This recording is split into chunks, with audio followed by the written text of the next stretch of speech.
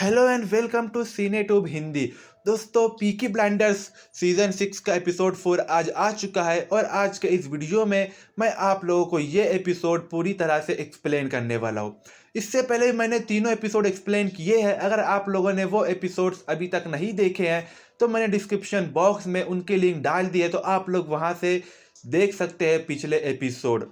दोस्तों, बिना किसी देरी के वीडियो शुरू करते हैं, लेकिन वीडियो स्टार्ट करने से पहले मैं आप लोगों को बता दूं कि वीडियो के एंड तक बने रहना, क्योंकि वीडियो के एंड में मैं आप लोगों को कुछ अनाउंस करने वाला हूं जो बहुत ही ज़्यादा मज़ेदार होने वाला है। इसके अलावा दोस्तों, एक रिक्वेस्ट है कि जैसा मैंने आप लोगों को बताया कि मैंने इससे पहले भी इसके बाकी के तीनों एपिसोड एक्सप्लेन किए हैं और आप लोगों ने बहुत ही ज़्यादा प्यार किया है, लेकिन एक रिक्वेस्ट ये है कि आप लोग वीडियोस को देखते हैं, उन्हें पसंद भी करते हैं, लेकिन आप लोग चैनल को सब्सक्राइब क्यों नहीं करते। दोस्तों, ये रेशो देखिए, सिर्फ 0.2% लोगों ने चैनल को सब्सक्राइब किया, मतलब 1% लोगों ने भी चैनल को सब्सक्राइब नहीं किया है अभी तक। मतलब इतना गंदा रेशो किसका होता है, बताओ, आप लोग खुद सोचो। खैर यार, प्लीज़ चैनल को सब्सक्राइब कर देना यार, अगर आप लोगों को वीडियो पसंद आ रहा है। तो चलिए बिना किसी देरी के वीडियो स्टार्ट करते हैं और देखते हैं एपिसोड 4 में क्या हुआ है। लेकिन उससे पहले देखते हैं कि पिछले एपिसोड में क्या हुआ था। पिछले एपिसोड में हमने देखा था कि टॉमी की बेटी रूबी को टीबी हो जाती है, इसलिए टॉमी उसे हॉस्पिटल में लेकर जाता है, जो बहुत ही ज़्यादा सीरियस होती है। फिर बाद में डॉक्टर टॉमी का भी चेकअप करते हैं, कहीं उसे भी इन्फेक्शन ना हो गया। उसके बाद हम देखते हैं कि उसका इलाज नहीं हो पाता सही से, इसलिए टॉमी जाता है पहाड़ों में एज़मी से मिलने के लिए कि शायद वहाँ से उसे कुछ इलाज मिले। लेकिन वहाँ पर उसे पता चलता है कि ये एक तरह सा शराब है, किसी औरत ने टॉमी को शराब दी है, जिसकी वजह से रूबी बहुत ज़्यादा बीमार पड़ गई है। ये सब देखकर टॉमी को बहुत गुस्सा आता है और वो सोचता है कि वो इस औरत को ढूंढ कर रहेगा। इसके बाद टॉमी जब वापस अपने घर पर आता है तो उसे पता चलता है कि उसकी बेटी अब इस दुनिया में नहीं रही है। अब आगे एपिसोड 4 की शुरुआत होती है और एपिसोड 4 में हम देखते हैं कि उसकी बेटी का अंतिम संस्कार किया जा रहा है उनके अपने रीति रिवाज के हिसाब से, जहाँ पर बहुत सारे उसके दोस्त और उनकी फैमिली वाले भी आते हैं उसकी बेटी के अंतिम संस्कार में। फिर अंतिम विदाई में टॉमी अपनी बेटी की बॉडी के पास आता है और कहता है कि तुम्हारे साथ जिसने भी ये किया है मैं उन्हें जिंदा नहीं छोड़ूंगा। टॉमी यहाँ उसी औरत की तरफ इशारा करता है जिसने इनकी फैमिली पर शराब दिया था। इसके बाद वहाँ से टॉमी गुस्से में आता है। उसके बाद फिर हमें अगला सीन दिखाया जाता है जहाँ जंगल में वही औरत होती है अपने कुछ कबीले वालों के साथ, और वहीं पर टॉमी आ जाता है और टॉमी बहुत गुस्से में होता है। वो एक बड़ी सी गन निकालता है और उस औरत को गोलियों से भून देता है और वहाँ पर 3-4 और मर्दों को भी गोलियों से मार देता है। फिर उस औरत को मारने के बाद वो अपनी बेटी की मौत का बदला तो ले लेता है, लेकिन उसे बहुत अफसोस होता है। उसके बाद फिर वहाँ से वापस जाता है एज़मे के पास, जहाँ वो एज़मे को इनाम देता है, क्योंकि एज़मे ने ही उस औरत का पता टॉमी को बताई थी। उसके बाद फिर एज़मे टॉमी से एक बात कहती है कि जब तुम फ्रांस गए थे जंग लड़ने के लिए, तुम्हें वहाँ पर एक औरत मिली थी जिसके साथ तुमने वक्त गुजारा था और तुम उसके साथ सोए भी थे। टॉमी कहता है कि हाँ, मैंने ये चीज़ किया है। फिर एज़मे कहती है कि तुम्हारे जाने के बाद वो औरत प्रेग्नेंट हो गई थी और उससे एक बेटा हुआ है। ये सुनकर टॉमी थोड़ा शॉक हो जाता है। फिर एज़मे कहती है क्या तुम इस बेटे से मिलना चाहोगे, लेकिन टॉमी इसके इस सवाल का जवाब नहीं देता। फिर वहाँ से टॉमी वापस अपने घर पर आ जाता है, जहाँ टॉमी को देखकर लिज़ी बहुत गुस्सा हो जाती है, क्योंकि लिज़ी को पता चल जाता है कि टॉमी पहाड़ों में गया था, जंगलों में गया था एक औरत को मारने के लिए। फिर लिज़ी टॉमी को बहुत खरी सुनी सुनाती है और उस पर गुस्सा होती है, उसे चिल्लाती है, लेकिन टॉमी उल्टा लिज़ी को ही सुना देता है और वहाँ से वो अपने घर के नीचे आ जाता है, जहाँ पर हम देखते हैं कि एक रूम में आर्थर पड़ा होता है एक नशे की हालत में। उसकी हालत बहुत ज़्यादा ख़राब होती है, वो ज़मीन पर पड़ा होता है एकदम पूरी तरह से नशे में। वहाँ पर टॉमी भी आता है, टॉमी भी ज़मीन पर बैठ जाता है अपने बड़े भाई के साथ। फिर उन दोनों भाई के बीच में बातें होती है। फिर टॉमी को हम देखते हैं कि पिछले 4 साल से जिसने दारू को हाथ नहीं लगाया था वो वापस दारू पीता है, यानी 4 साल से टॉमी ने एक भी बार दारू नहीं पिया था, लेकिन वो अपने भाई आर्थर के साथ बैठकर एक गिलास में दारू लेता है और थोड़ा सा पीता है। इसके बाद वो लोग पास्ट की बात करते हैं और टॉमी आर्थर को बताता है कि तुम प्लीज़ ये सब शराब पीना छोड़ दो, तुम नशा छोड़ दो, और उसे थोड़ा मोटिवेट करने की कोशिश करता है। इनके बीच यही बात चल रही होती तभी हम देखते हैं कि टॉमी के घर पर जैक नेल्सन, मॉज़ली वगैरह सब आ जाते हैं, क्योंकि उनकी मीटिंग होने वाली थी बिजनेस को लेकर, जो टॉमी नेल्सन और मॉज़ली के साथ करना चाहता था।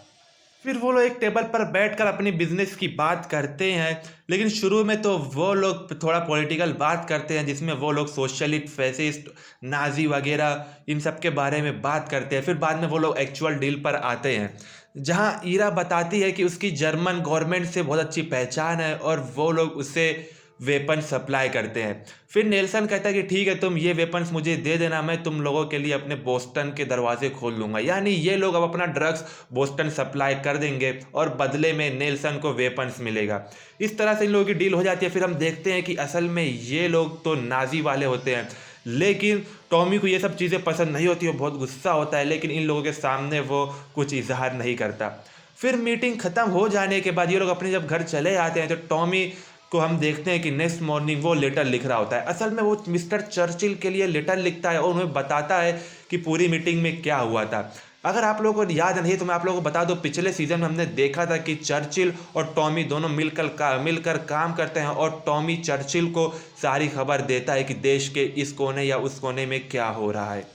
फिर इसके बाद सीन चेंज होता है और हमें दूसरे सीन पर लेकर जाया जाता है, जहां एक अपार्टमेंट के एक रूम में जीना होती है और उसके साथ मोजली भी होता है। यानी जीना और मोजली का अफेयर चल रहा होता है और ये दोनों साथ में थोड़ा वक्त भी गुजारते हैं।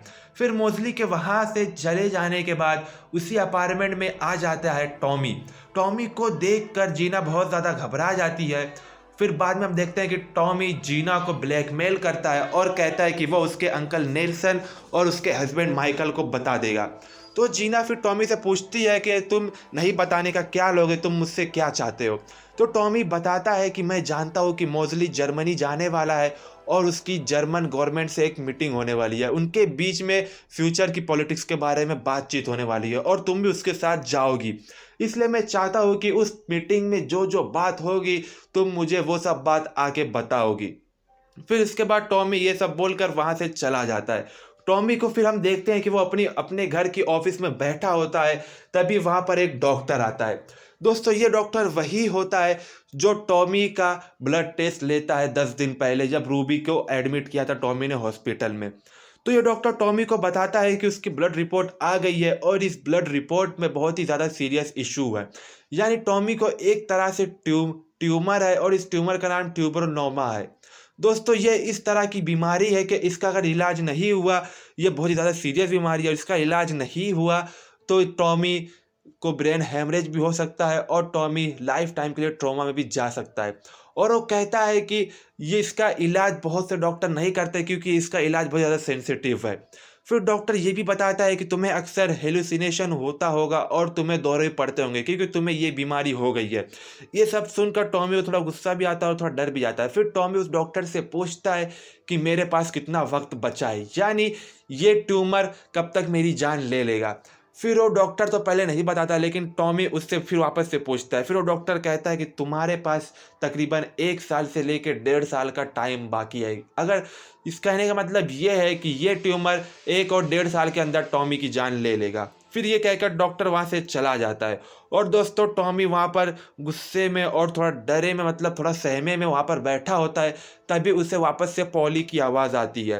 दोस्तों, मैं आप लोगों को बता दूं कि टॉमी को अक्सर पॉली की आवाज़ सुनाई देती है क्योंकि टॉमी को ये बीमारी होती है और डॉक्टर ने बताया है कि टॉमी को हेलुसिनेशन बहुत होता है और हमने देखा है पिछले एपिसोड्स में कि टॉमी को अक्सर हेलुसिनेशन होते रहता है। और दोस्तों, पॉली की आवाज़ टॉमी के दिमाग में और कानों में गूंजती और यहीं पर यह एपिसोड ख़त्म हो जाता है। तो दोस्तों, ये था एपिसोड 4। क्या आप लोगों को ये एपिसोड पूरी तरह से समझ में आ गया? अगर नहीं समझ में आया तो प्लीज़ कमेंट में आप लोग पूछ सकते हो। और दोस्तों, अगर आपको वीडियो पसंद आ रहा है तो प्लीज़ वीडियो को लाइक तो करो ही, लेकिन प्लीज़ चैनल को सब्सक्राइब भी कर दो। जब आप लोग सब्सक्राइब करते हो ना तो बहुत खुशी मिलती है दिल से। और बात करता हूँ कि मैं जो अनाउंस करने वाला था कि जैसे आप लोग जानते हैं कि बुधवार को मार्वल का एक शो आने वाला है, मून नाइट, और मैं इसी तरह, यानी जैसे मैं पीकी ब्लाइंडर्स का एपिसोड एक्सप्लेन कर रहा हूँ उसी तरह मून नाइट का भी हर एपिसोड एक्सप्लेन करूँगा हर बुधवार के दिन। तो दोस्तों, आप लोग चैनल को सब्सक्राइब कर देना और आप लोग स्टे ट्यून रहना, क्योंकि मैं आप लोगों को ऐसे हर एक सीरीज़ और हर एक नई मूवीज़ एक्सप्लेन करूँगा अपने हर एक वीडियो में। तो आप लोग को अपडेट्स मिलती रहनी चाहिए, इसलिए प्लीज़ चैनल को सब्सक्राइब कर देना। और मिलते हैं आप लोगों से नेक्स्ट वीडियो में।